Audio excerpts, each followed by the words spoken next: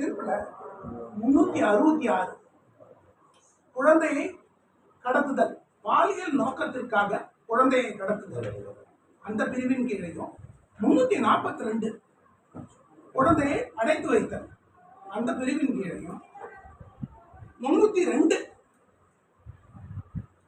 கொலைக்கான தண்டனை அந்த பிரிவின் கீழையும், தடயங்களையும் ஆதாரங்களையும் மறைத்து வைத்தல் 201 ஐபிசி அந்த பிரிவின் கீழையும், மற்றும் போக்சோ ஆக்ட் செக்ஷன் 6 கீழையும் அவர் குற்றவாளி என்று தீர்ப்பளிச்சிருக்கிறார்.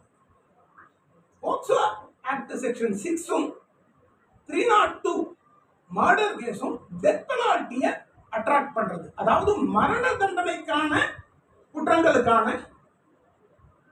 பிரிவுகள். அந்த 2 பிரிவுகள் கீழே இது ரேரஸ்ட் ஆஃப் ரேர் கேஸ், அதாவது அரிதினும் அரிதான வழக்கு அப்படின்ட்டு சுப்ரீம் கோர்ட்டோட வழிகாட்டுதலின்படி 5ஆம் தேதி ப்ராசிக்யூஷன் தரப்பையும் எதிர் தரப்பையும் ஆர்கியூமெண்ட்டுக்கு ப்ரிப்பேர் பண்ண சொல்லி இருக்கிறாங்க.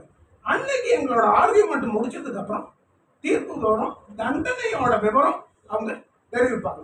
இப்போதைக்கு இந்த வழக்குல A1 இருந்த காக்கா என்ற கருணாஸ் என்கின்ற கருணாஸ் அவர் குற்றவாளி நிரூபணம் பண்ணியிருக்கார்.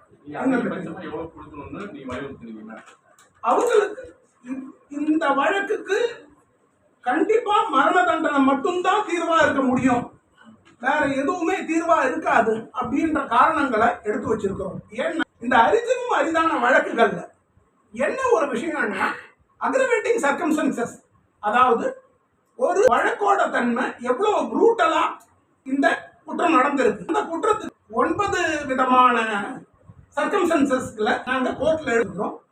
இந்த கோர்ட்டு இந்த குழந்தைக்கு நீதி வழங்கணும், மக்களோட நம்பிக்கையை பெறணும்னா கண்டிப்பா மரண தண்டனையை தவிர வேற எந்த தண்டனையும் கொடுக்க கூடாதுன்ற விதத்தில் தான் எங்களோட ஆர்கியூமெண்ட் இருந்தது. தான் 5ஆம் தேதி போறோம்.